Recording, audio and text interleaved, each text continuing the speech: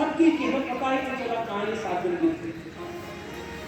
तो भीमसेन को भंडारे की व्यवस्था की, तो भीमसेन खाना जाने तुम संभालो, वो संभाल भी लेगा, खिला भी देगा और भगवान भी उस पर कृपा कर देंगे।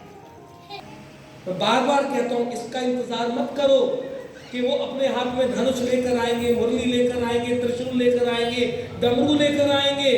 अरे कर्तुम अन्यथा कर्तुम सर्वसमर्थ ईश्वरा, वो किसी भी रूप में आ सकते हैं, पर तुम तैयार रहो।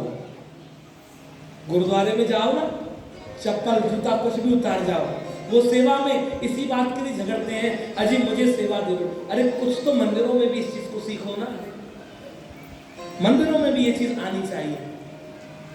सेवा परमो धर्म, जिसने सेवा को किया वही नारायण को पा सकता है। अगर सेवा नहीं की और अजी हम तो बस भंडारा खाने हैं, चलो जी चलो खा लिया और कुछ बांध भर लिया, भैया थैलिया है थोड़ा सा। अब कुछ तो इतने नालायक है कि पंगत में बैठ के भरना शुरू कर देते, बोले उन्होंने बांटने की व्यवस्था नहीं की, वो 3-3 बार बैठ रहे हैं, अजी घर ले जाएंगे, स्टॉक कर रहे हैं। ऐसा कारण बनता है।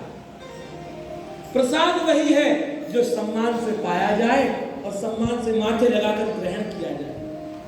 प्रसाद ना कम होता है ना ज्यादा होता है, ना प्रसाद लड्डू होता है ना काजू कतली होता है। प्रसाद तो प्रसाद है,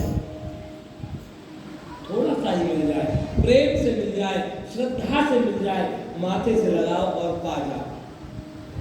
ध्यान करो, अगर तुमने प्रसाद को घर पे ले गए स्टॉक करके और अगर एक भी कोई भूखा लौट गया और उससे ये कहा गया भैया भंडारा खत्म हो गया, तो वो सारा का सारा पाप उसकी झोली में जाएगा, वो प्रसाद भरकर ले गया है। जब तक एक एक व्यक्ति आता रहे और जब तक प्रसाद बचा रहे तब तक बांटते रहो, न जाने आने वाला जो अंतिम व्यक्ति है वही मेरे कृष्ण का रूप हो, क्या पता। इसलिए इस व्यवस्था को बंद करो। आप लोगों के यहाँ तो ये नहीं होता ना, आप लोग तो कोई भर के नहीं ले जाते, मुझे पता है, लेकिन अन्य स्थानों पर ऐसा होता सारा लिया है, बनाना ही नहीं पड़ेगा, तो वो प्रसाद नहीं लाए, फिर वो पाप को बांध कर लाए। जो बांध कर ले गए वो पाप को बांध कर ले गए।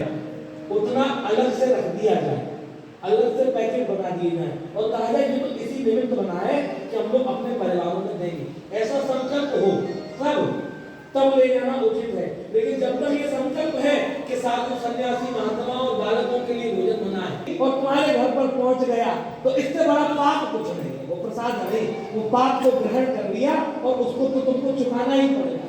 ये भी एक प्रकार है प्रसाद की मर्यादा। बाबा जी की ओर से बोल रहा हूँ, हालांकि अभी प्रधान जी पूरी सूचना देंगे कथा